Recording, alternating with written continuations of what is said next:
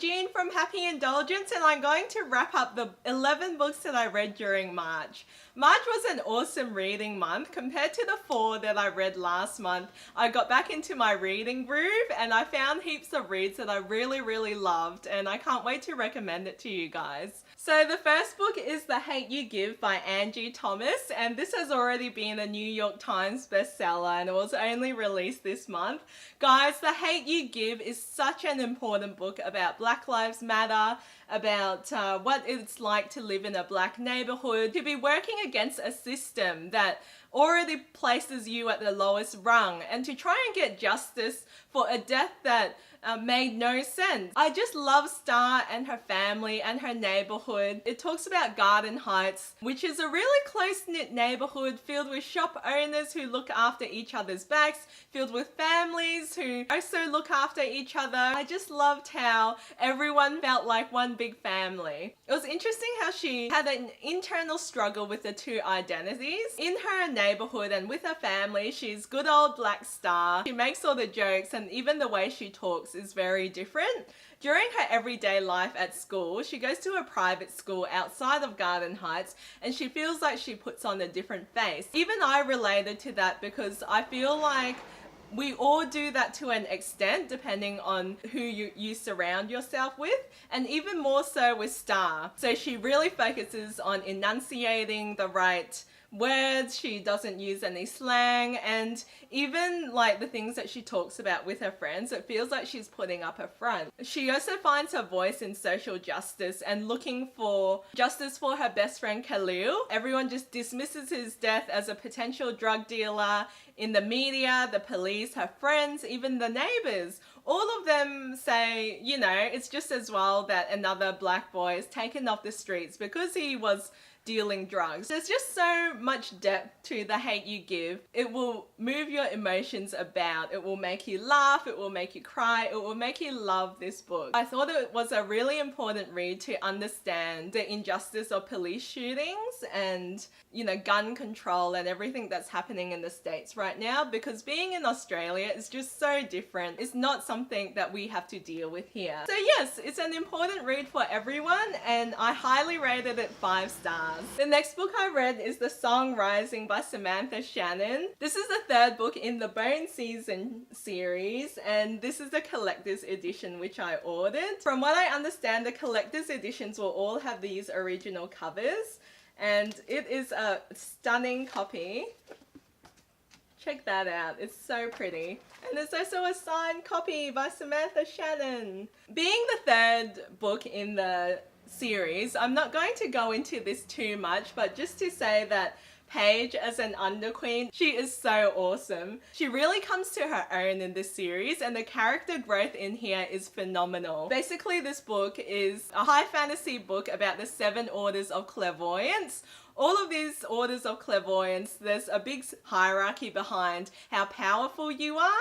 And Paige, of course, is in the 7th order because she can dream walk. She can basically take the identity of a body and then look through their eyes and control them. In the Bone Season and even in the Mime order, there's a lot of info dumping, and I felt like those books had a lot more to take in. But because all of that world building's down, because of all the groundwork that's already been set, The Song Rising was just action-packed. I picked it up really quickly. It's a bit of a heist story in this one as well, and Paige really learns to trust some new characters and really put her faith in others because she's always done things herself. Not everyone accepts her rules so easily, and she has to work out who has her loyalty, what she does with followers that might defect at any time, and gosh, there's just so many layers to this. Yes, you see a bit of Warden and Paige, and there's a lot of development there too. So The Song Rising was an awesome addition to the series. I quite enjoyed it, and yes, I gave this one 5 stars as well. The next book I read is Remind Me How This Ends by Gabrielle Tozer, and this is an Aussie YA book, and this is also the ARC edition. Guys, I don't normally recommend contemporaries, but I love this one. It has my favourite romantic trope of all time, which is a best friends to lovers romance, and there's also a second chance romance. Those of you who have been following me for a while will probably be surprised because I am not a big fan of romances, but Both Milo and Layla were such real characters to me, and I just really felt their chemistry, and I really could get behind both of them. It's not often that you read a book about apathy and struggling to really come to terms with what to do after high school. Milo really, like, all his friends go away to university, they go traveling, but he's decided to stay back in a small town so he can figure out what he wants to do with his life. And that was a really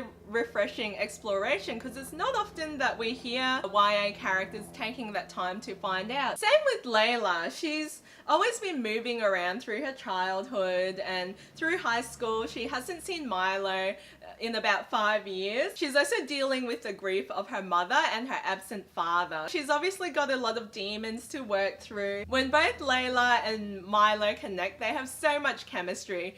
The tricky part is both of them have partners who are not right for them, but they have so much past to go through and so many memories, and the banter was so wonderful. I love the family, I love the romance, I love the friendships. I gave it 4.5 stars.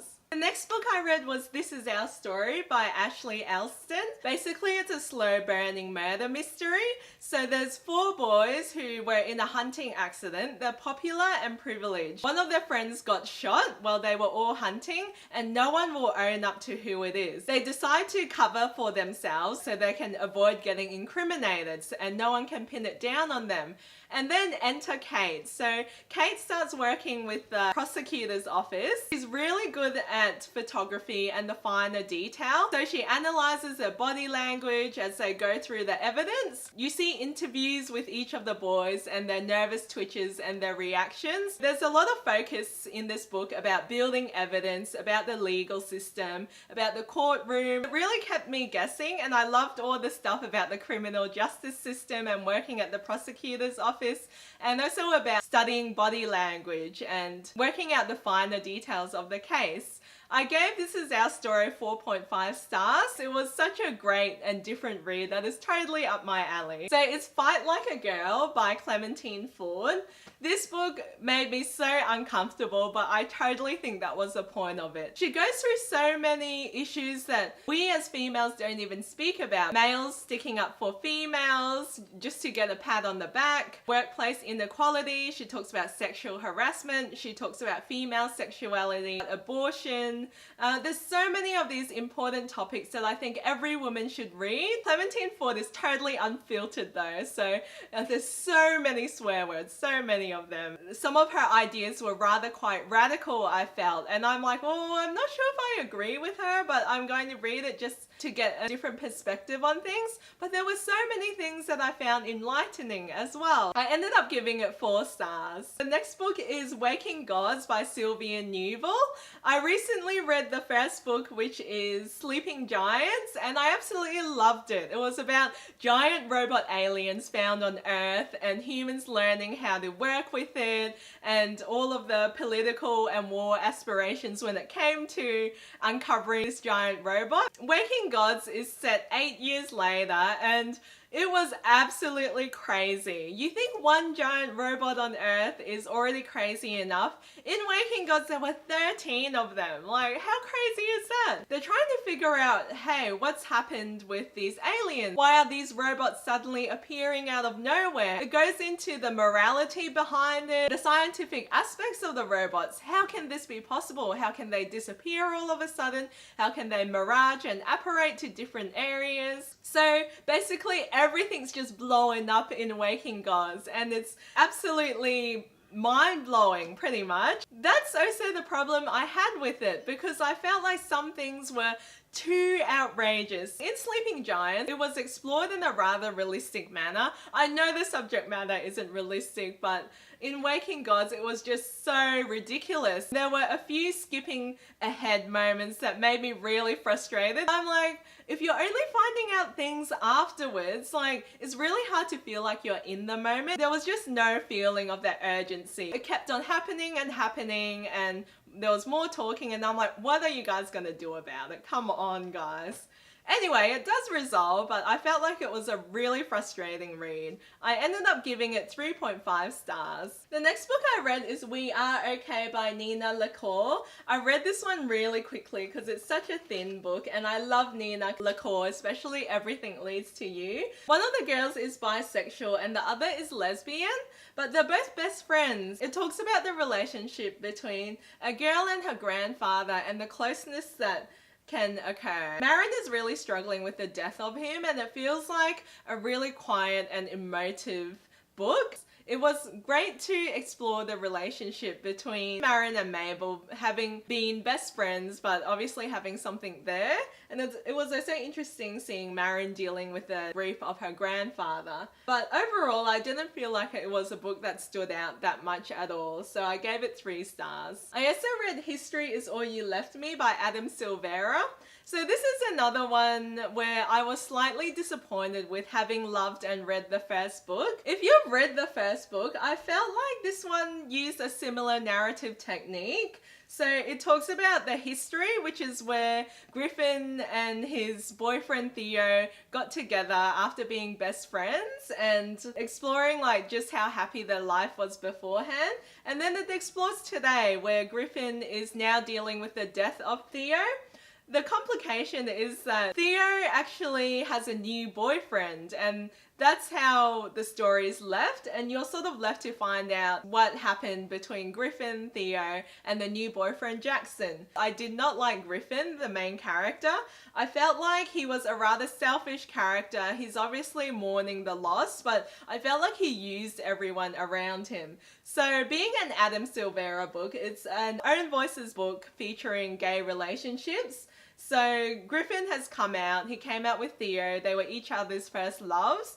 And then you've got Jackson. I really like Jackson because I felt like he let his emotions show and he was a lot more emotive than Griffin. If you're into LGBT reads, which you should all be because of the diversity aspect, yeah, keep that one in mind. I gave this one 3 stars. I also read Fear the Drowning Deep, which is a Selkie story. I actually binge read this in one afternoon because I had to return it to the library. I can't remember that much about it. Another one of those books that promises a great paranormal story, but then it turns into another YA romance, which I was just like, come on, like why does everything have to turn into a romance? And then it became about the romance, whereas I kind of wanted to know about, you know, the sea creatures in this town.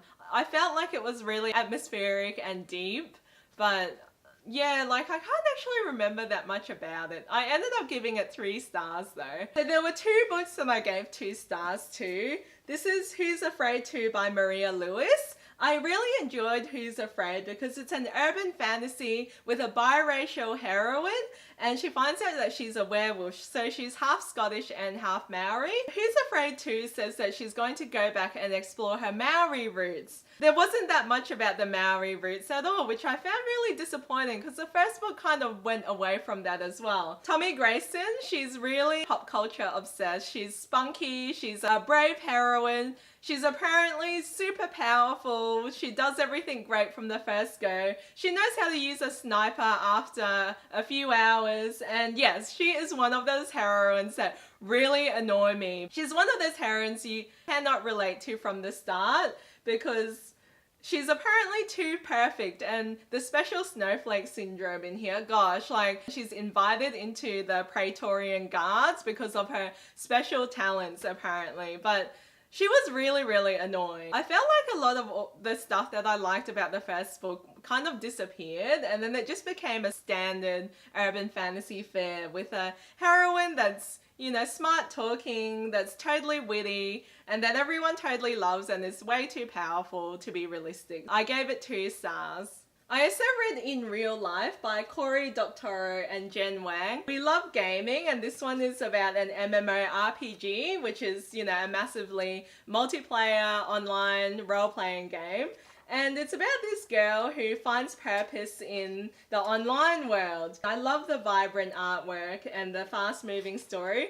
But the problem with this book that really, really pissed me off is the white savior syndrome. So basically this girl goes into the online world. She has to slay these like gold making bots who collect rare items and sell them for super cheap. But then she finds out that one of them is Chinese, and then they create a dialogue. Apparently this guy who works in China, who gets to play computer games all day and who actually gets paid for it, has such a horrible circumstance, and she has to urge him to stand up for his rights because he has back pain. Now, I'm pretty sure in a third world country you would be really privileged in that circumstance, and I was really annoyed with how this young 16-year-old girl could enforce her Western cultures and values upon him, because who is she to judge? Who is she to say that this is how you should be running your life? Yes, I do think sometimes we put a Western lens upon viewing the circumstances of Chinese workers. Yes, they can work 12 hours a day, but in China, the way that you work is, you know, you work towards a common goal. You're collective. You're part of a team. How can a 16-year-old girl just come in and say, oh my god, your bosses aren't treating you right, you should stand up and get fired straight away? It has no respect for the Chinese culture at all, or the Chinese way of doing business. I will be putting up my review for this on the blog fairly shortly. I tried to read, but I didn't quite get through The Things We Promised by J.C. Burke. This is a did not finish book for me. I was actually quite offended with this book. Gemma's brother Billy is in New York. He's gay, and it's suspected that his partner has AIDS. Like, there were so many horrible gay slurs in here. I don't want to say it now because, you know, some people might get offended. There were also some horrible terms with the way she treated her mum as well. She kept on calling her mum crazy and schizo and a mad woman, all slurs to people suffering from mental health. And the way she talked down to her mum, even though she's like practically a single parent looking after her daughter, she even sifts through her mum's underwear drawer and then leaves whatever she finds there on her mum's table. Like, how disrespectful can you be? The other problem is she treats the girls at schools like the other girls, and she's not like them because they're all prissy girls who are too worried about their appearance. There was a lot of girl and girl hate, including her best friend Andrea.